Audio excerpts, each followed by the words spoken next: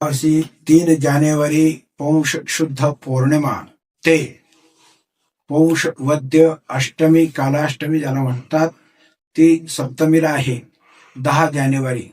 यावेळेला श्री संत सद्गुरू वामनभाऊ महाराज यांची ही 50वी पुण्यतिथी साजरी होत आहे. श्री गुरु श्री संत वामनभाऊ महाराजांना 50 वर्ष समाधीस्थ होत आहे.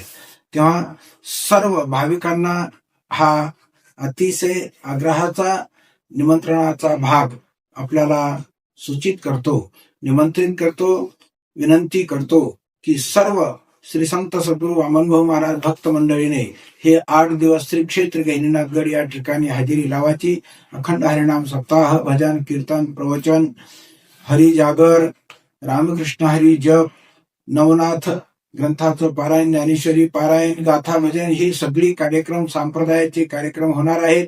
सुवर्ण कलश स्थापना होणार आहे 10 जानेवारी अर्थात पौष वद्य अष्टमी 10 जानेवारीला होणार आहे. सर्व भाविकांनी या संधीचा लाभ घ्यायचा आणि या सर्व कार्यक्रमामध्ये सहभाग आपला नोंदवायचा.